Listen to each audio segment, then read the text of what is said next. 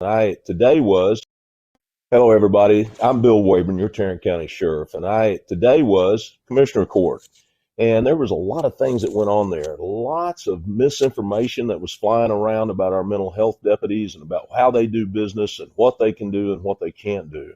It was just people that didn't know what they were talking about, quite frankly. And I want to just give a few facts about that unit. Number one is, and over the last 8 years, they have served over 3,200 mental health warrants with little or no use of force involved. They're an incredible team that does an incredible job. They're well trained.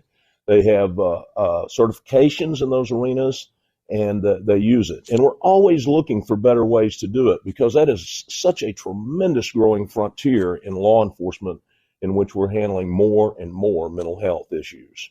I'd also like to share with you that there was a lot of talk about cameras in a recent incident, and body cameras in particular. I want to make it perfectly clear. Our patrol units and our warrant units do not have body cameras. We haven't got there yet. We hope to have it in the future. We're looking at it in the next budget year or so, but we do not currently have body cameras. Again, there was a lot of people speculating about what was going on. They just didn't know what they were talking about. Also, there was a commissioner that asked for a briefing today on a recent incident. We couldn't talk about that because it's under investigation, number one. But number two is talking about those things does what?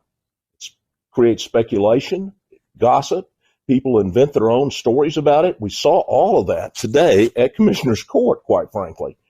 But I want you to know, with all that said, that the noble people of Tarrant County Sheriff's Office is out there doing an incredible job in making sure that our public stays safe. They're working hard in every corner of the county to make sure that you're safe and that the bad guys are in jail and that the good guys are protected. We've seen a lot, and quite frankly, what we saw today was just a kangaroo court with a lot of insults and anti-law enforcement rhetoric. But thank you for listening, and let me drop in on you. I just wanted to clear up a few things. Incredible, noble unit that's doing great work.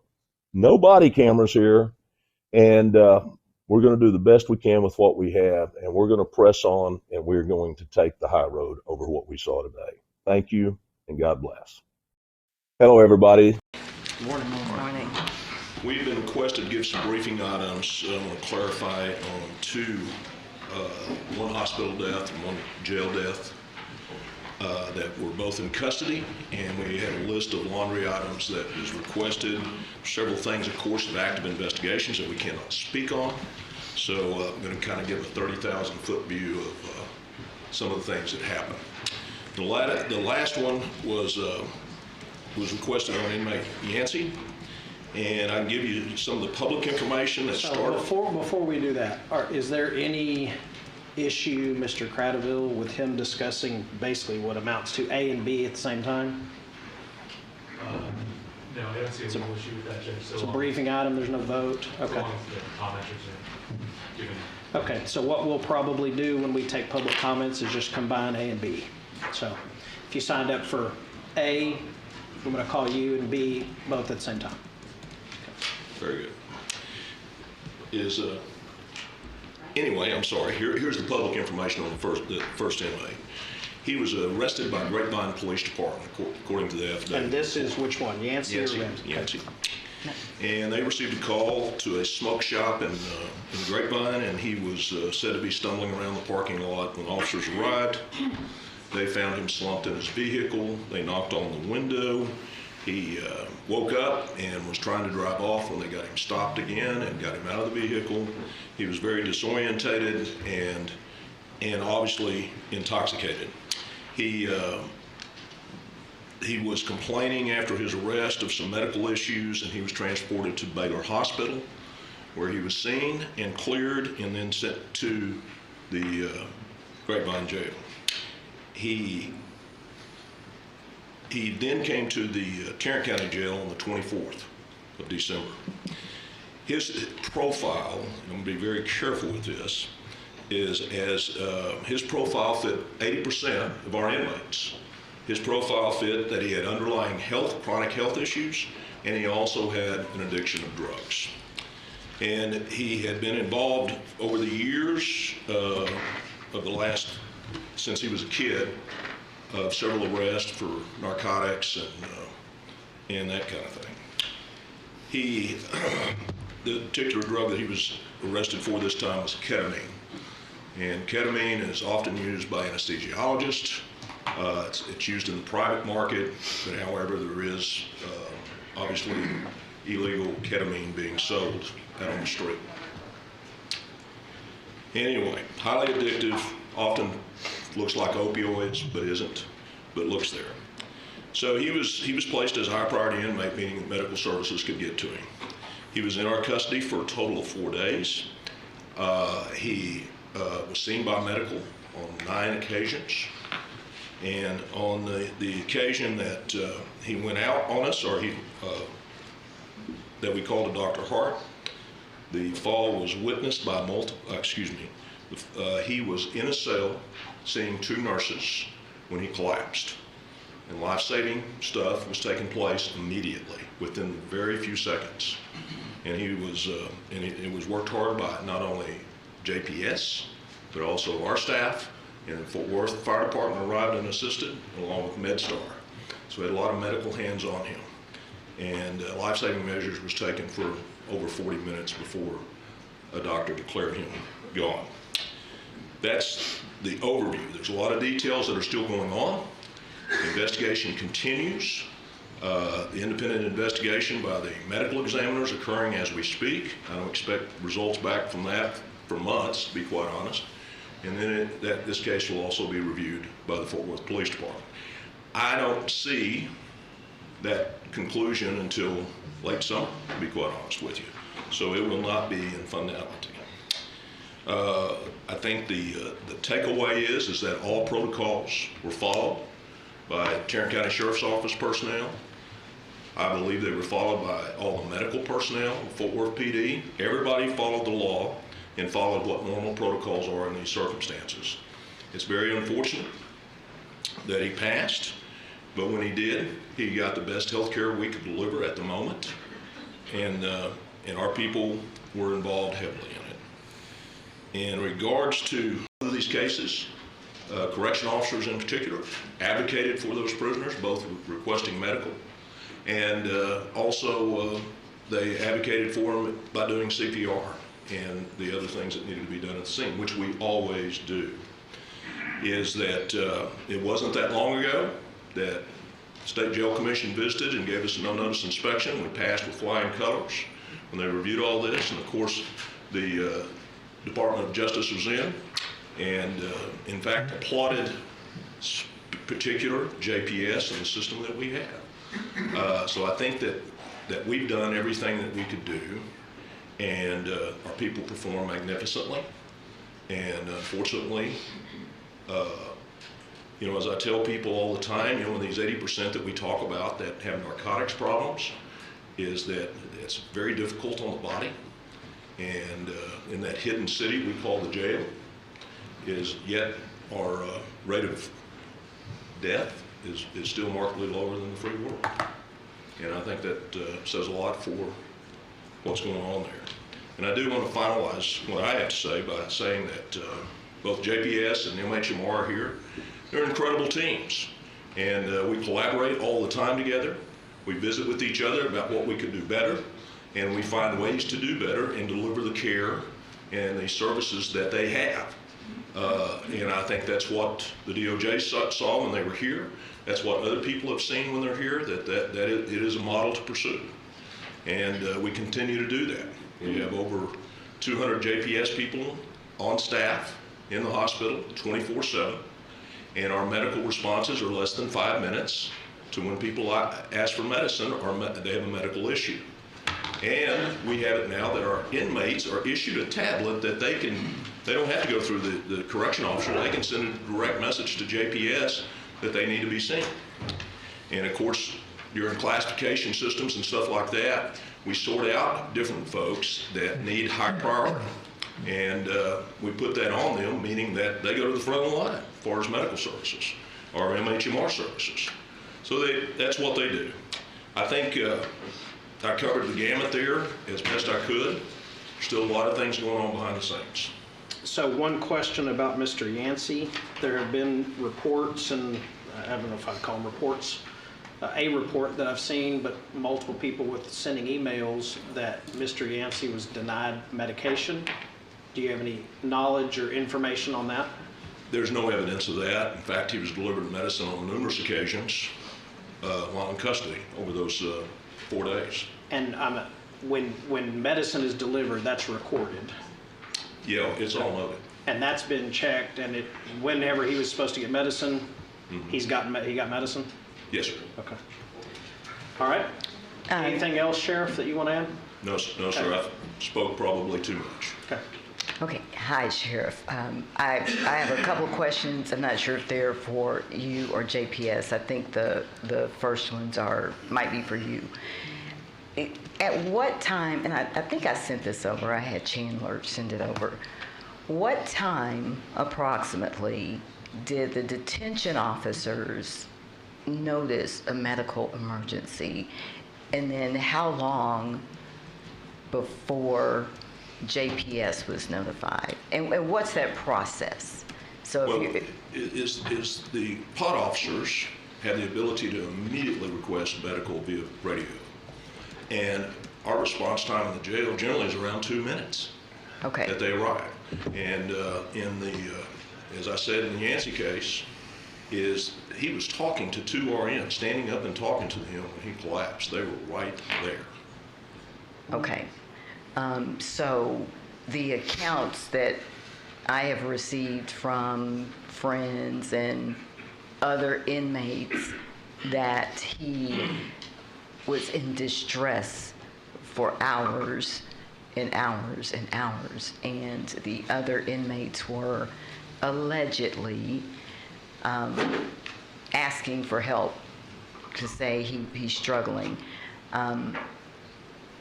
I was told that it took a while for detention officers to pay attention to him and notify JPS. So that's why I was asking, approximately what time did your detention officers discover him, and then, or discover he was in distress, and then how long had he been in distress that you know of? I'm going to make JPS very nervous here, and I don't mean to, because we cannot talk about some of these procedures that go on. But what I would say is that I have seen absolutely no evidence, and I've poured over everything in these things, of what you just said. What my evidence is that he received medical on a regular basis. He was seen 9 times in 4 days. And the officers, when they check on folks, they're checking on folks. And that's recorded, right? Yes. When they check on folks. Yeah, it's absolutely recorded, and it's part of the investigation. And if we fail to check on them, that's a violation of jail standards. And so I have that same question for Mr. Ramsey. Do we know about what time was his incident at 10 and medical didn't get to him until? No, ma'am. He was sitting in the middle of the pod in front of the officer. He fell. The officer rushed to him, said, "Are you okay?" I'm giving you more information than I should, but these rumors are just incredible. Is that he said, I don't know where I'm at, and immediately within 2 minutes, I believe it was, just a couple of minutes, he's talking to a medical authority. They're taking him out. They're going. Everything's happening very quickly at that point. It was a witness fall by 3 people, including 2 correction officers, right there. Okay, and at some point, all of this will be in a report. Yes, ma'am. That will one day become public. And so I think the rest of my questions are going to be for JPS. And I just want to say that at some point, if we can hold the sheriff accountable, but we've got to hold JPS, MHMR, and this commissioner's court accountable. This full court is going to need to decide to take seriously the high number of deaths occurring in this jail. We finished out 2024 with 9 deaths, and our jail population is, 43 500. 4,100. 4,100. And Harris County finished out 2024 with 10 deaths. Their jail population exceeds 10,000. Okay, so there is enough blame to be shared amongst us, medical, behavioral, confinement. I am going to attempt to be optimistic that with these new court members and a new jail chief, and with all of y'all's continued efforts to come down here, put pressure on us to stop these deaths, I'm going to be optimistic that we will see some progress, some changes. And in order to not just complain, I've talked to other commissioners, other sheriffs, that's what you go to conferences for, that's what you build relationships for. And so there is definitely room for a wide spectrum of solutions starting at the front end. And some of those include policies not to book people if they are in medical and mental health crisis. Emergency detention, to crisis stabilization units instead of booking them. Counsel at first appearance, PR bonds for pregnant people and elderly folks, actual continuity of care, CCQ checks, not placing people with IDD on forensic wait list. I am not out to get anyone except the people that seem to be freaking okay with these numbers. We can't ignore almost 70 deaths. And we owe it to taxpayers to bring transparency. These things cost us. These deaths cost us. They cost you, your taxpayer dollars.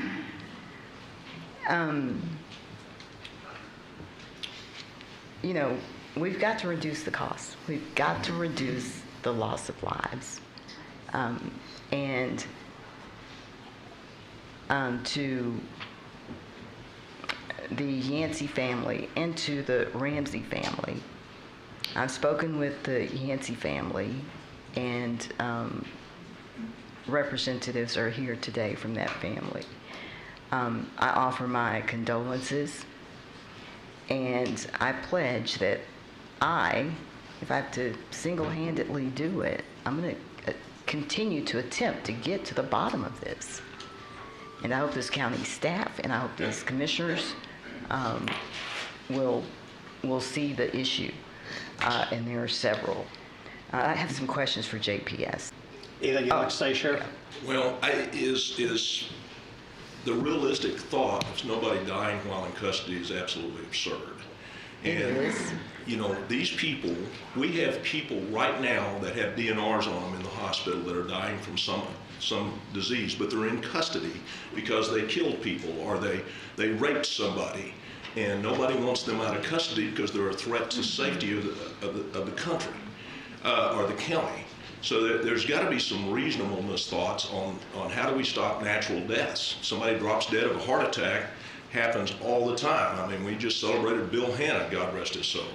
But there are other people of all ages that this happens to in the free world all the time.